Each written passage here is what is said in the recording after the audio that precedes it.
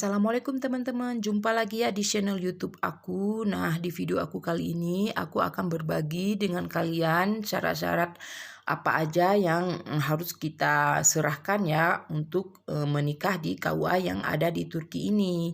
Nah, jadi teman-teman, aku ini juga kebetulan sedang berada di kantor KUA yang ada di Kota Karaman. Kebetulan aku menghadiri acara pernikahan kawan aku yang secara negara. Nah, ini merupakan gedung yang ada di kantor KUA-nya ya, seperti ini gedungnya ya. Kami sekarang lagi nunggu-nunggu pihak KUA-nya untuk menikahkan kawan aku ini ya. Istilahnya bukan menikahkan ya, kalau di sini aku lihat nanti nama kawan aku suaminya dimasukkan ke dalam dokumen lah yang ada di kantor KUA ini, dan sekalian dikeluarkan buku nikahnya ya di sini, dan juga untuk tanda tangan para saksi gitu.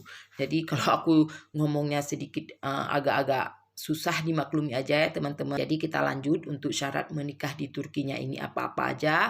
Nah, aku udah lihat dari pengalaman aku dan juga pengalaman kawan aku, itu sebenarnya enggak ada jauh bedanya ya waktu aku yang kemarin itu dengan yang syarat-syarat yang waktu kawan aku sekarang ya. Ini kan kawan aku baru-baru aja ya nikahnya. Nah, jadi untuk syarat-syaratnya, oh ya sebelum aku kasih tahu syarat-syaratnya, aku akan kasih tahu dengan stiker ini ya teman-teman. Kenapa aku pasang stiker seperti ini? Ini merupakan permintaan dari kawan aku karena dia nggak mau terlalu di-expose gitulah ya. Nah, sebenarnya aku malas juga ya taruh-taruh stiker seperti itu, bikin kurang kerjaan, tapi maunya kawan aku seperti itu ya harus bagaimana lagi ya. Walaupun sebenarnya ada nampak-nampak juga ya kan. Nah, jadi kita lanjut untuk syarat-syarat menikah di KUA ini yang ada di Turki ini apa-apa aja.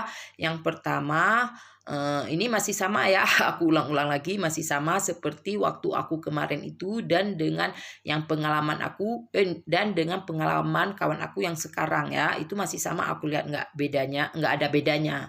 Nah, cuma yang bedanya nasib aja. Nah, mungkin nasib kawan aku lebih beruntung dibandingkan aku waktu ngurus untuk menikah di KUA ya yang ada di Turki ini. Kebetulan lain kota. Kalau aku di kota Mut, sedangkan kawan aku di KUA Kota Karaman. Nah, jadi beda kota ya. Nanti aku akan kasih tahu ya perbedaannya nasib aku dengan kawan aku. Nah, ini kita lanjut dengan syarat-syaratnya apa aja. Nah, untuk syarat-syaratnya yang pertama, surat keterangan yang dikeluarkan oleh KBRI yang udah disahkan oleh Kemlu Turki. Nah, itu yang pertama ya yang harus kita lampirkan. Udah itu paspor ya. Udah itu pas foto. Nah, kalau untuk pas foto ini nanti ada ukurannya, akan dikasih tahu kok sama orang KUA-nya berapa ukurannya. Pokoknya jangan malas-malas lah untuk nanya sama orang KUA. Kalau aku udah lupa ya, dan kawan aku pun udah lupa ya berapa ukurannya dan berapa lembar, udah lupa kami ya. Dan yang keempat, surat kesehatan. Nah, jadi mereka minta juga surat kesehatannya seperti di Indonesia juga. Nah, untuk syarat-syarat cowoknya ya, untuk suami cuma diminta kimlik, udah itu kakak suami, dan pas foto. Ah, itu aja kalau nggak salah ya. Kalau memang nanti ada salah yang aku ngomong di sini, nggak masalah ya. Karena kalau untuk cowoknya ya di negara mereka, kalaupun nanti ada yang kurang ya, nanti gampang lah kalau untuk mereka. Beda dengan kita ya, orang asing, kalau memang kurang-kurang dokumen kan agak susah ya, karena kita ini di negara orang. Nah, jadi itu aja ya teman-teman. Nah, di sini aku akan bahas yang aku bilang tadi, perbedaan aku dengan kawan aku, yang aku bilang beda nasib ya. Kenapa aku beda dengan kawan aku? Nah, walaupun kita sama-sama menikah di Turki, tetapi setiap KUA-nya itu kayaknya ada keribetannya masing-masing ya. Kalau sekiranya adanya mungkin mudah, itu alhamdulillah sekali ya. Karena kalau aku sangat ribet ya kemarin itu waktu di KUA yang ada di Kota Mut. Nah, kenapa aku bilang ribet? Yang pertama, dari surat keterangan nikah yang dikeluarkan oleh KBRI aja, aku udah dipermasalahkan dengan nama aku ya. Menurut mereka nama aku nggak sesuai dengan paspor. Sebenarnya bukan nggak sesuai sih ya, karena kan kalau di paspor nama aku kan huruf besar semua, sedangkan yang dikeluarkan oleh KBRI itu dengan huruf kecil. Nah, di situ juga udah dipermasalahkan oleh orang KUA yang di Kota Mut ini. Karena menurut orang itu beda ya, beda ejaan. Karena kan huruf I besar dengan I kecil kecil bagi orang Turki kan pengejaannya itu lain, ucapannya lain dan artinya juga lain ya kan. Nah, di situ juga aku udah dipermasalahkan ya teman-teman. Sedangkan kawan aku enggak, dia lempang aja enggak dipermasalahkan. Padahal nama dia juga beda ya waktu diketik huruf dia kan pakai i juga namanya enggak dipermasalahkan.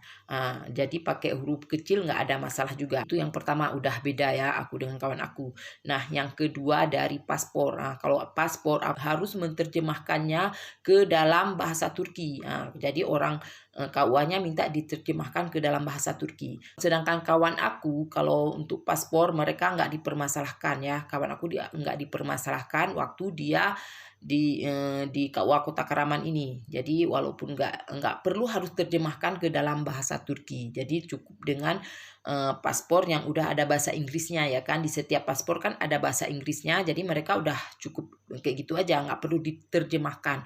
Dan yang ketiga yang ribetnya ini di surat kesehatan. Nah, di surat kesehatan ini sangat ribet sekali ya teman-teman. Aku kan karena di Kota Mut kemarin itu tentu saja aku kan di Puskesmas Kota Mut ya kan untuk ambil surat kesehatannya. Katanya karena aku ini orang asing enggak ada asuransinya di Turki ini. Jadi cuma diladenin itu suami aku aja. Kemarin tuh yang dicek darah sedangkan aku enggak. Jadi aku pengurusannya sangat ribet lah pokoknya. Terpaksa kami ke rumah sakit yang ada di Kota Mut. Jadi nggak di puskesmasnya ya. Jadi kami ke rumah sakit yang ada di Kota Mut itu. Suami aku ada kawan dokter, dia minta tolong sehingga akhirnya baru dikeluarkan surat kesehatannya. Baru di sana aku dicek darah dan kami bayar juga di sana. Nah, jadi di sini aku kasih tahu di sini berarti teman-teman ada perbedaan ya. Sedangkan kawan aku dia sangat mudah sekali waktu di Puskesmas Kota Karaman. Nah, dia pokoknya nggak dipermasalahkan lah walaupun dia orang asing. Pokoknya mudah. Jadi hari itu juga dia selesai ya dua-dua dengan suaminya dicek darah. Itulah yang aku bilang di sini beda nasib ya, beda perlakuan. Nah, jadi kalau di Kota Mut aku yang seperti aku bilang tadi, sedangkan di Kota Karaman ini ya mudah-mudah aja ya kawan aku. Mungkin ya yang membuat beda antara aku dengan kawan aku mungkin kalau menurut aku ya ini kemungkinan karena mungkin di Kota Karaman ini udah pernah ya meladeni atau menikahkan orang asing. Jadi mereka prosedurnya udah tahu, udah gampang jadinya. Sedangkan di Kota Mut sepertinya baru aku aja ya pertama yang menikah di Kota Mut. Itu kalau menurut aku. Mungkin ada yang orang lain juga aku nggak tahu. Itu kemungkinan kalau menurut aku ya teman-teman. Jadi kalau memang ada yang salah jangan dibully ya. Jadi kayak itu ya teman-teman. Jadi oke lah teman-teman ya, semoga penjelasan aku di sini jadi manfaat bagi kalian. Mungkin ada di antara kalian yang menikah dengan orang Turki supaya tahu ya bahwa enggak semuanya berjalan mulus dan enggak semuanya juga berjalan enggak bagus ya. Pokoknya nasib-nasiban ya seperti yang aku alami. Ya seperti itulah teman-teman. Oke teman-teman, sekian dulu videonya. Kalau memang ada yang salah-salah ya dalam ucapan aku minta maaf sekali ya sama kalian. Dan kalau memang pun ada aturan baru lagi itu di luar yang aku tahu. Yang namanya peraturan bisa saja berubah dari waktu ke waktu teman-teman. Oke teman-teman, sekian dulu ya videonya. Assalamualaikum.